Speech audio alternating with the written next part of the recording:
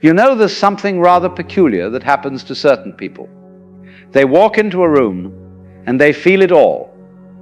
The unspoken tension between two friends, the hidden sadness behind a smile. And we've been told this is a gift, haven't we? This ability to see what others miss. But I want to suggest something quite different to you today. That this very ability, this clear seeing, might be the most dangerous thing you'll ever possess. Now, I'm not speaking of danger in the ordinary sense. I'm not talking about physical harm. I'm speaking of something far more subtle and far more devastating. The danger of becoming so aware that you can no longer participate in the beautiful unconsciousness that allows most people to live their lives in relative peace. Have you ever watched people at a party? Really watched them? They're playing a game, you see. Everyone knows the rules without ever being told. You ask how someone is, they say fine, and you both pretend this is a complete answer. You compliment the host, you laugh at jokes that aren't particularly funny. You nod sympathetically at stories you've heard before. It's a kind of collective agreement to stay on the surface, to keep things pleasant, to not look too deeply. But then there's you, the one who sees through it all. You notice the wife who flinches slightly when her husband speaks. You sense the colleague who's desperately lonely, despite being surrounded by friends. You feel the anxiety rippling through the room like an invisible current. And here's where the danger begins.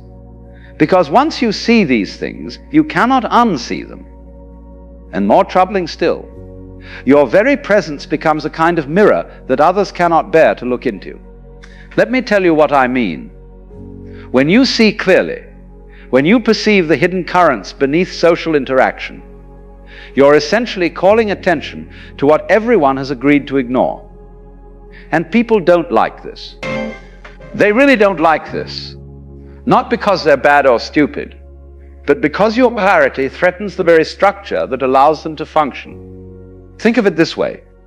Society is rather like a stage play. Everyone has their part. The successful businessman, the devoted mother, the reliable friend. These are roles, you understand. Costumes we put on. And the play works beautifully, so long as everyone stays in character. But you, with your penetrating awareness, you're like an audience member who stands up in the middle of the performance and shouts, "But that's just an actor pretending." Well, you can imagine how welcome that makes you. The first danger, then, is isolation. And I don't mean the ordinary loneliness of not having enough friends. I mean something far more profound. The isolation of living in a completely different reality from everyone around you. You're speaking a language nobody else understands. You're seeing a world nobody else can see. And the terrible irony is that the more clearly you perceive, the more alone you become.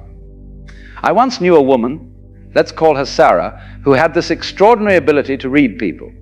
She could walk into a room and immediately sense who was genuine and who was performing, who was in pain and who was pretending to be fine, who could be trusted and who was hiding something. And you know what happened to her. She lost every close relationship she had. Not because she was cruel or judgmental, but simply because people felt exposed around her. They couldn't maintain their comfortable masks in her presence. Her friends would say things like, "You're too intense.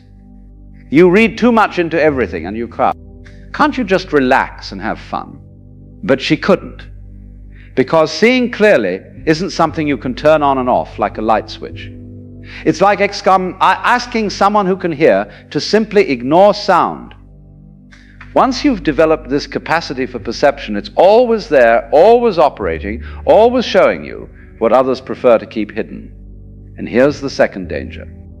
When you see the truth of a situation, when you perceive what's really happening beneath the surface, you face a terrible choice. Do you speak or stay silent?